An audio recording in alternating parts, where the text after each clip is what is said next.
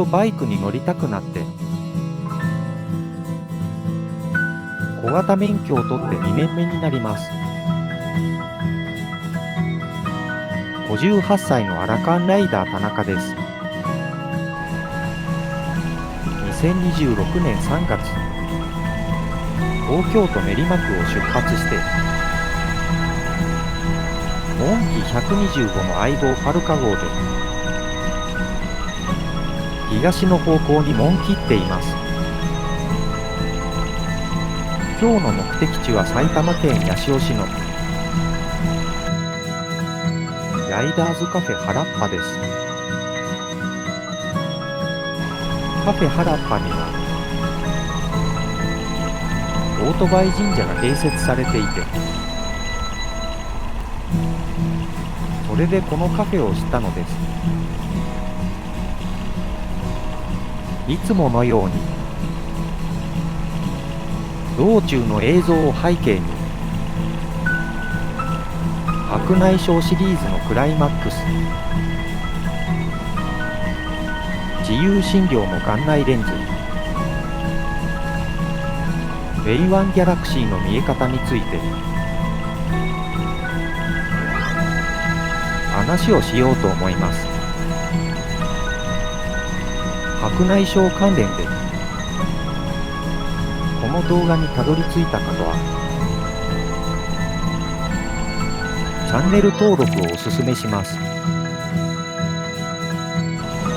当チャンネルはマイナーなので二度とたどり着けないかもしれません。まずはギャラクシーの紹介です。はじめに最大のデメリットを言うと、保険が効かないので高価です。単価によっても違うと思いますが、レンズ代と手術代合わせて片目44から88万と AI が言ってます。私の場合は乱視に対応したので、両目で154万円でした。その代わり、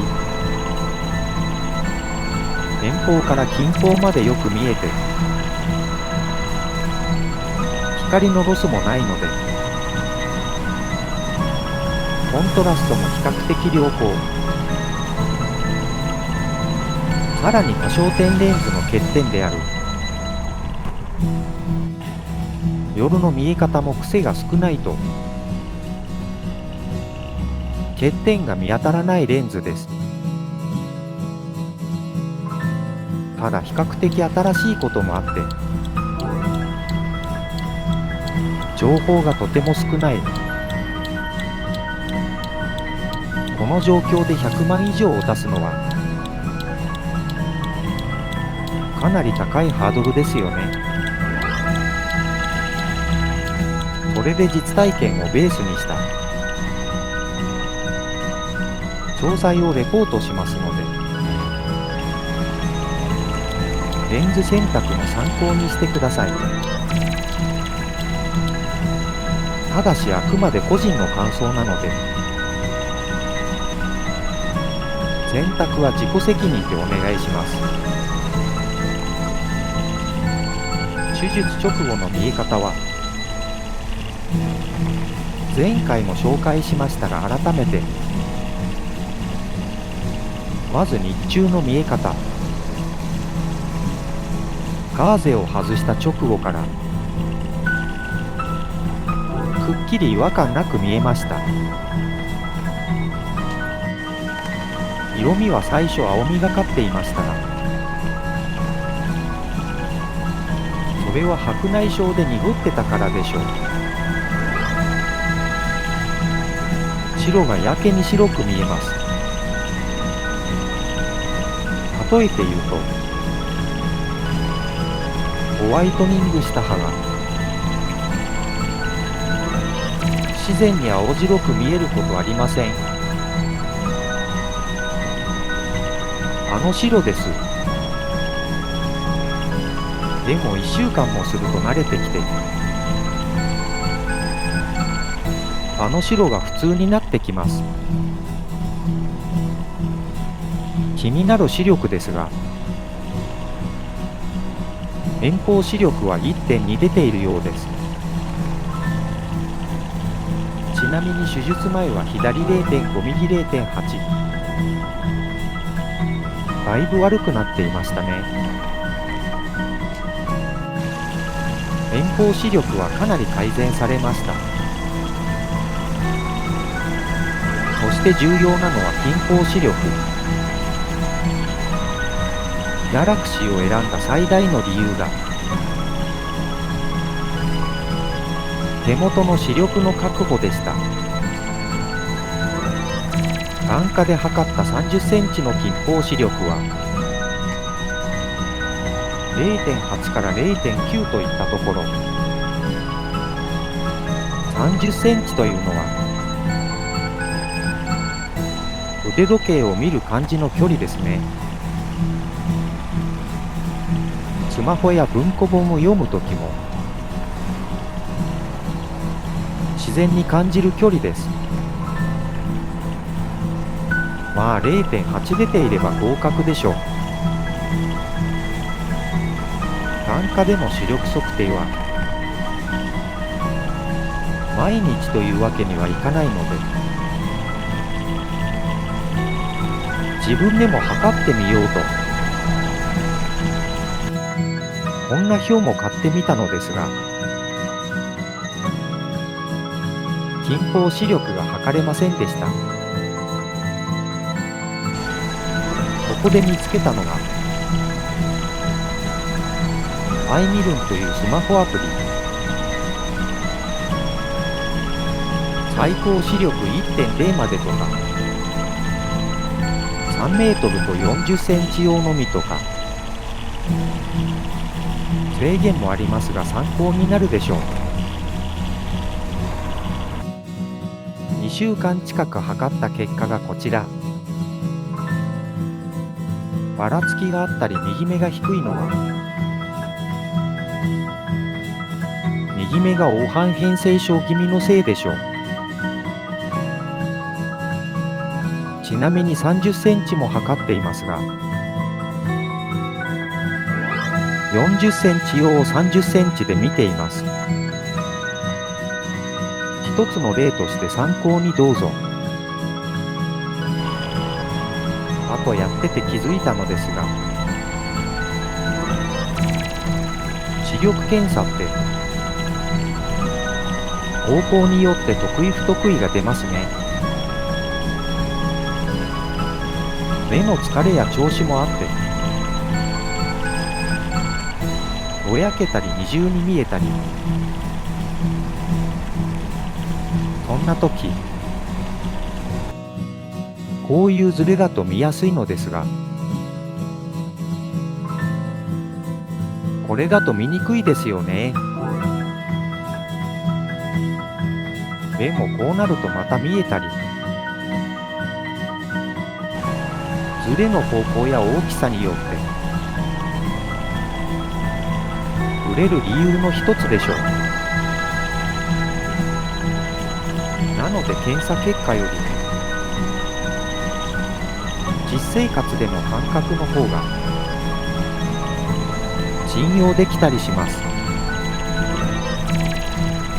ギャラクシーの日中の見え方は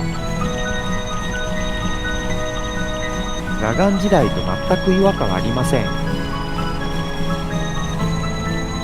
むしろ視力は向上し、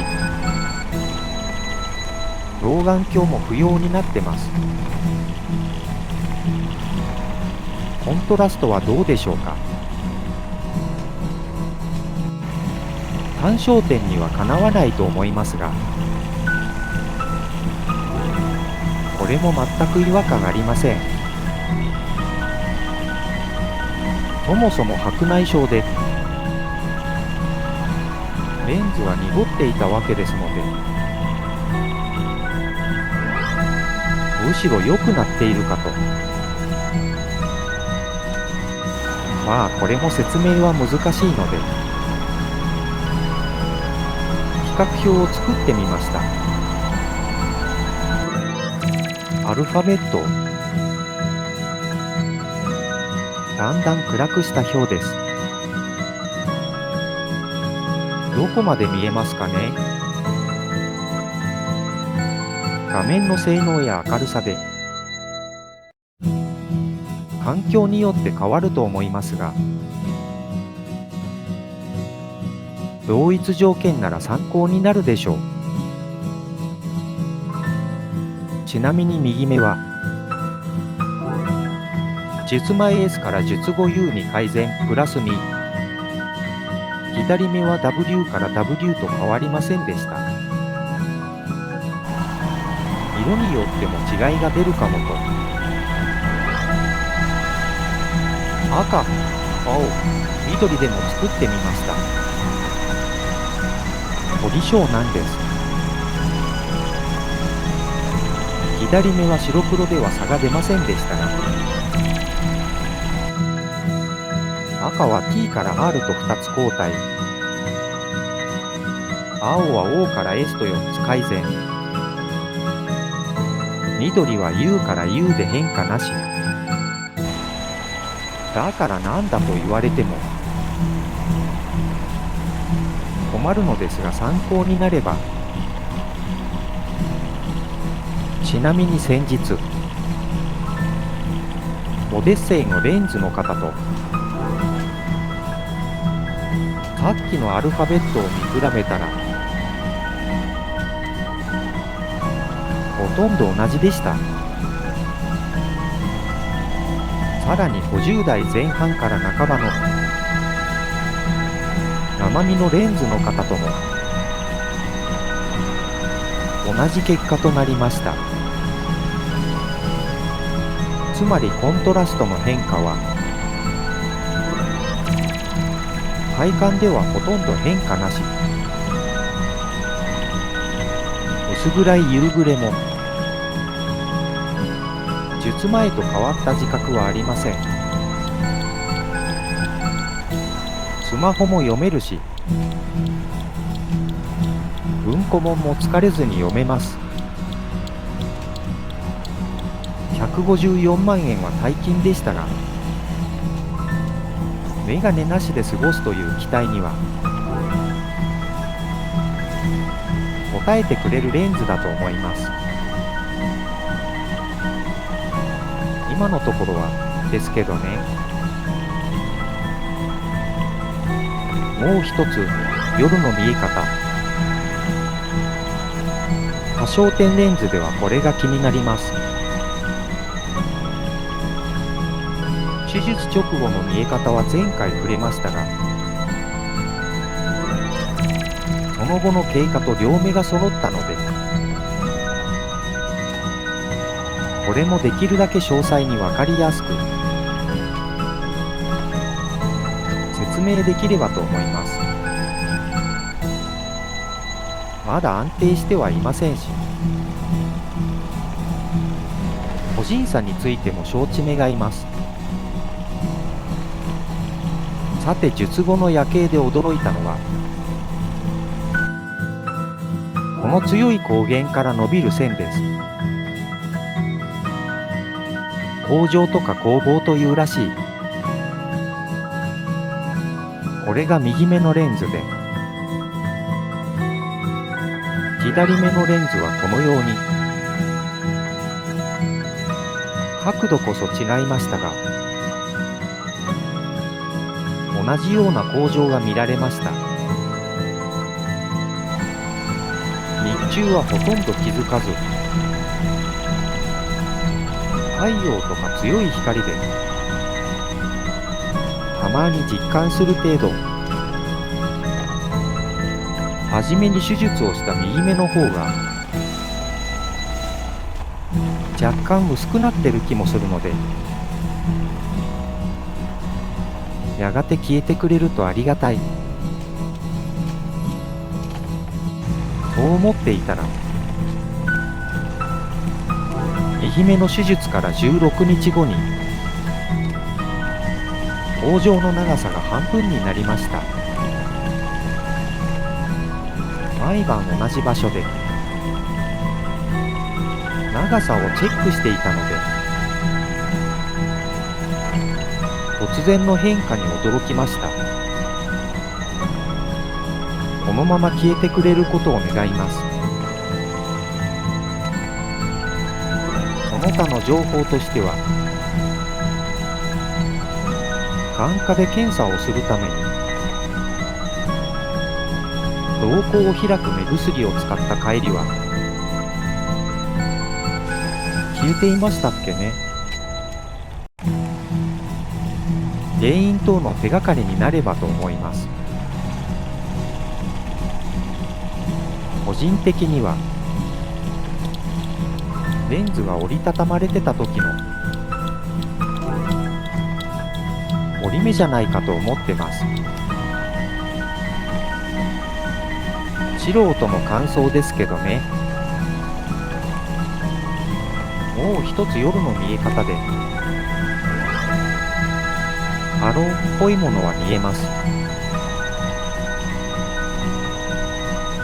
光源が小さくて点に近いとき、放射状にシャシャシャっとこんな感じに見えます。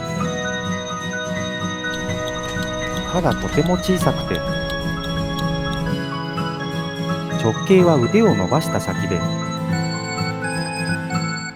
4ミリから5ミリくらい。多分解説型レンズのハローとは違うんじゃないかと思ってます。しかも術後しばらくは手術痕が治っていく過程もあって、微妙に変化していきます。例えば術後2日目はこうでしたが、3日目あたりにこうなって、1週間では円に近くなって、2週間を過ぎると薄くなったり、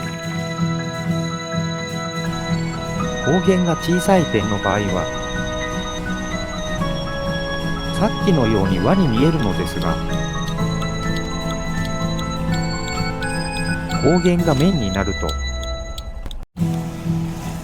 ハローというよりはグレアに近くなります。一番伝わりやすいのは月の見え方でしょうかね。輪郭がぽわっと見えるので、人によっては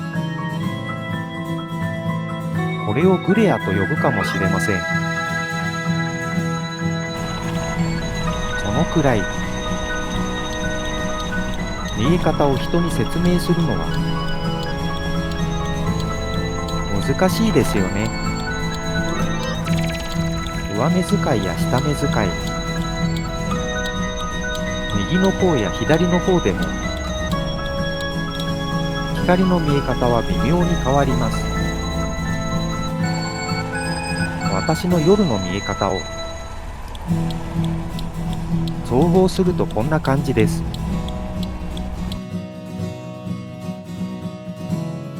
私はこれを150万円の夜景と呼んでいます。実際には光場はもう少し薄いので、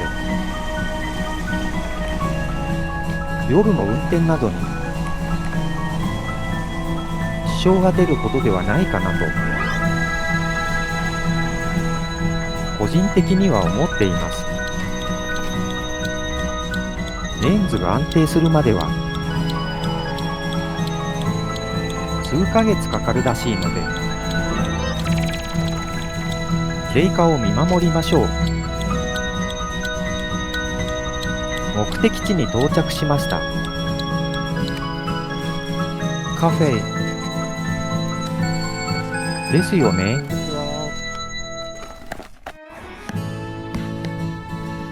元コンポ2台を右目に、左手の奥へ入っていくとちらがオートバイ神社。レトロな小物が雰囲気を作っています。今までの無事故に感謝して、これからの交通安全を祈願します。あ、できれば無違反も。よろしくお願いします。それではお店に向かいましょう。入り口は、ここ？どう見ても民家の玄関です。中に入っても民家です。靴をスリッパに履き替えて。よいしょ。お邪魔します。失礼します。あ、こうなってるんですね。全然知らなかった。はい。中はとても興味深い小物が多くて、レトロ博物館みたいな雰囲気。お店の方も気さくで、撮影&アップの許可もいただきました。メニューはドリンクはもちろん、リーズナブルなデザート系や定食やランチも充実しています。今回はがっつり原っぱ丼を注文。甘タレの豚丼ですね。そしてカフェ主催のミーティング、通称パラミンのご案内もいただき、参加しようかと思っています。